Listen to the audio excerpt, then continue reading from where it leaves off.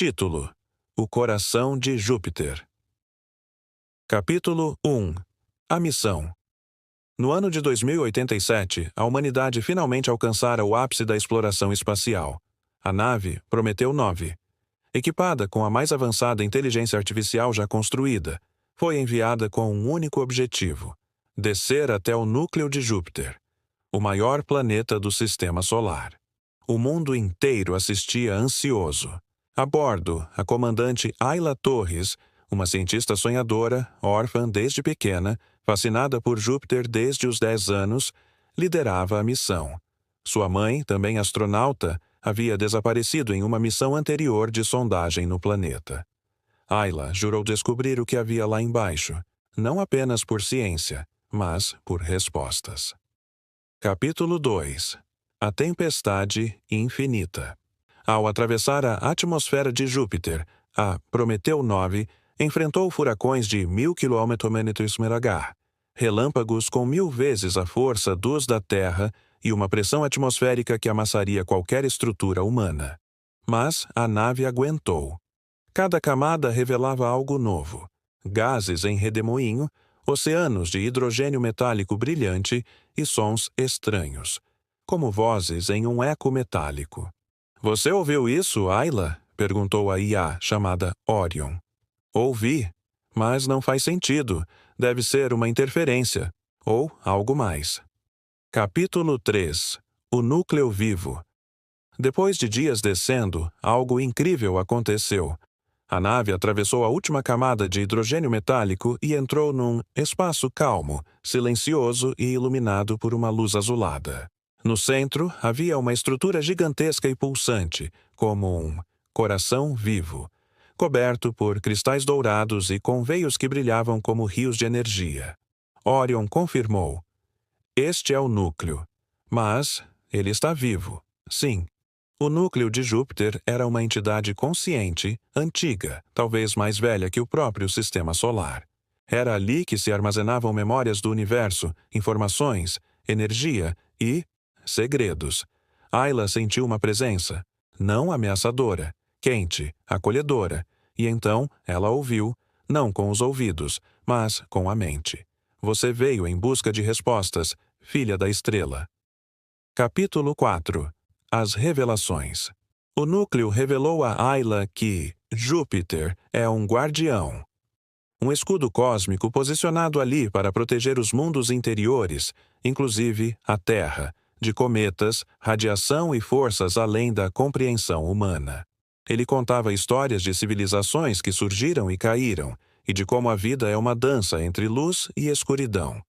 E mais, sua mãe não havia morrido. Ela havia se fundido ao núcleo. Seu espírito agora fazia parte daquela consciência cósmica. Ayla pôde sentir sua presença. Não uma ilusão. Real. Quente como o abraço que sentia quando era criança. "Estou orgulhosa de você", disse a voz de sua mãe. Capítulo 5. A Promessa. Ayla não quis voltar, mas sabia que precisava. O mundo precisava saber. A humanidade precisava entender que Júpiter não era apenas um planeta, mas um ser cósmico vivo. Protetor, guardião. E talvez o primeiro dos muitos corações vivos que existem no universo. Ela subiu com Orion, registrando tudo. E quando finalmente retornou à Terra, foi recebida como heroína. Mas, mais do que fama ou ciência, ela carregava algo que ninguém mais possuía: a certeza de que o universo tem alma. E de que, mesmo nos mundos mais inóspitos e gigantescos, o amor e a esperança vivem no coração das estrelas. Claro! Vamos continuar a história a partir do retorno de Ayla à Terra. Capítulo 6. A Mensagem de Júpiter. Ao retornar, Ayla não encontrou o mesmo mundo que havia deixado. O tempo na Terra havia passado de forma diferente. Enquanto ela esteve semanas em Júpiter, 7 anos se passaram por causa da dilatação temporal nas profundezas gravitacionais do planeta. Ela agora era uma lenda viva, mas o mundo era outro. Mais sombrio, mais desesperançoso, marcado por guerras climáticas e crises globais. Mesmo assim, Ayla trouxe esperança. Ela apresentou ao mundo a mensagem de Júpiter. Registros da consciência do núcleo, revelando tecnologias, histórias antigas e uma visão de futuro em que a humanidade poderia se tornar guardião da vida.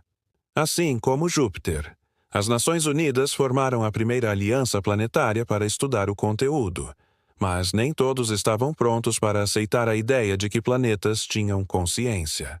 Capítulo 7. Os céticos e os guardiões. Enquanto alguns chamavam Ayla de salvadora, outros a rotulavam de lunática.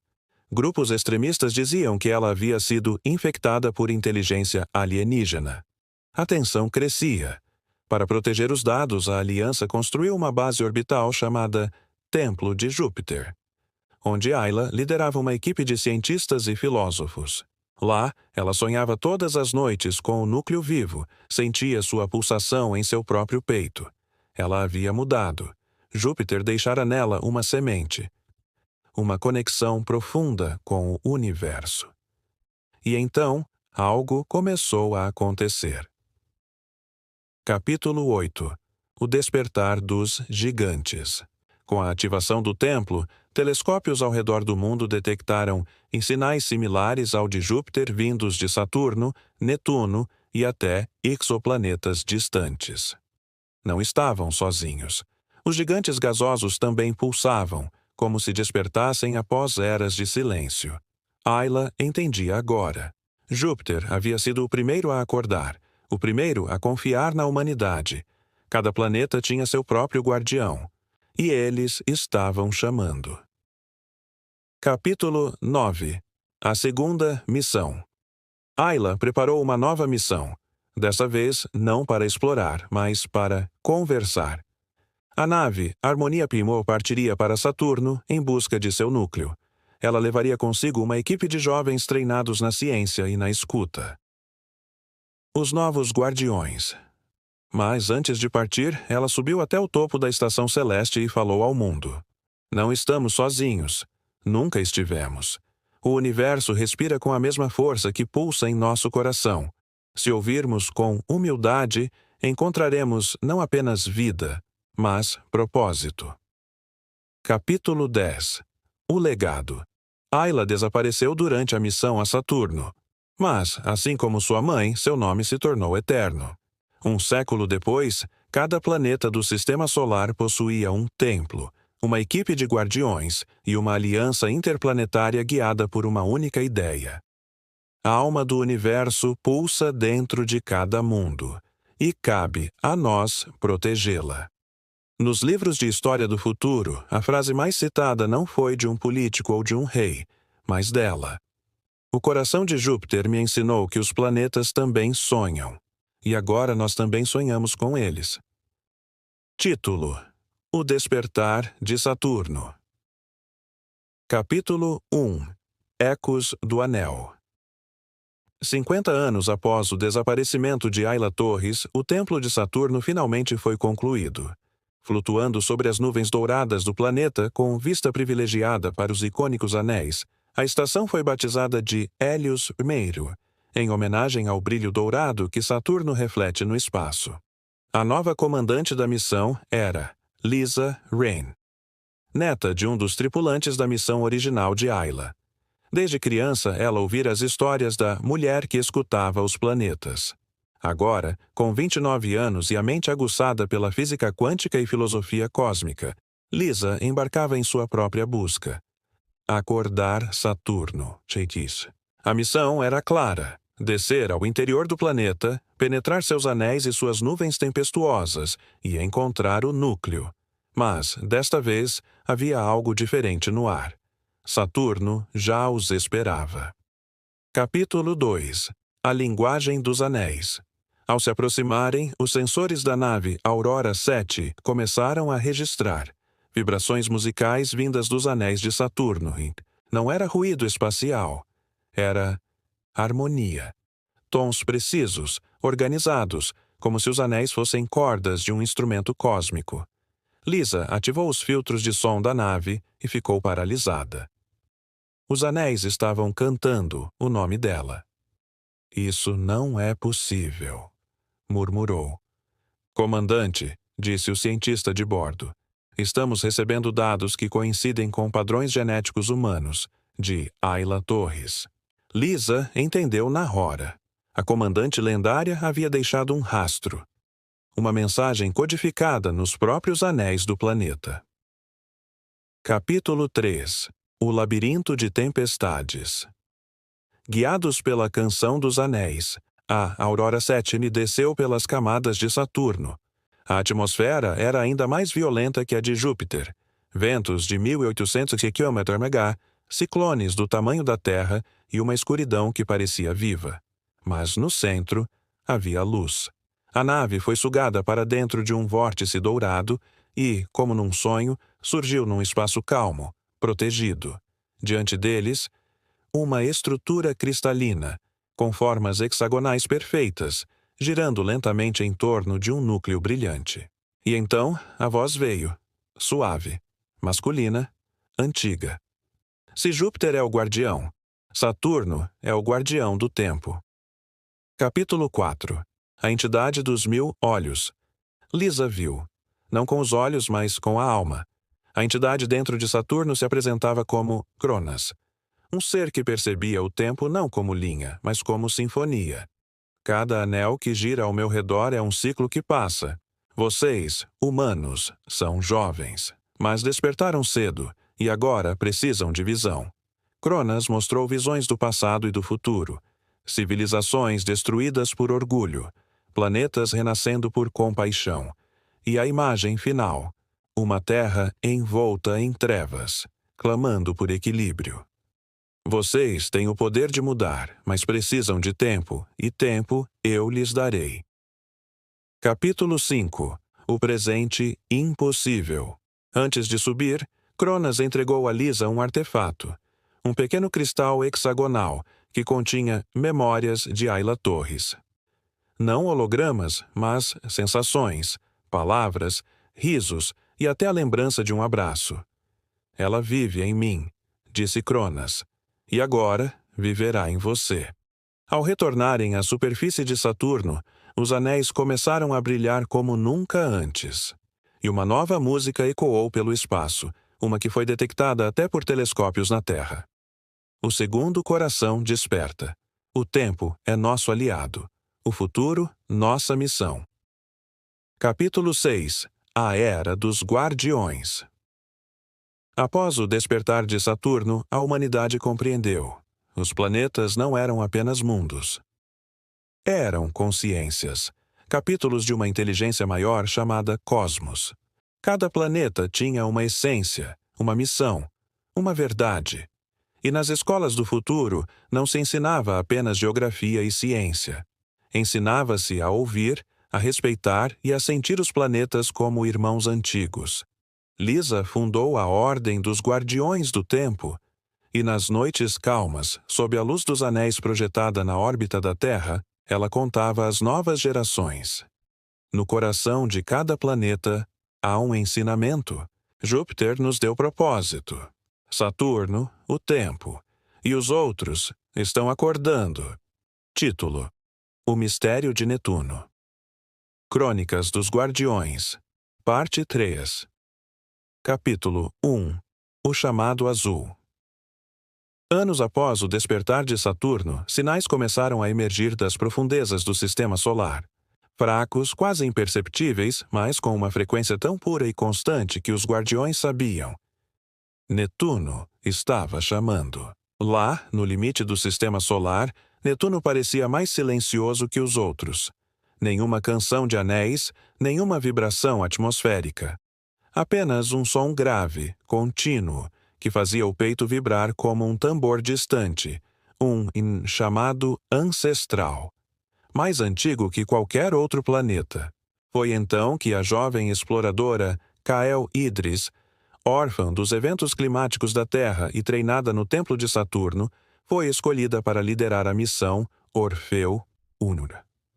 Fria como o planeta que se propunha a visitar, Kael era racional, direta e não acreditava em espiritualidade.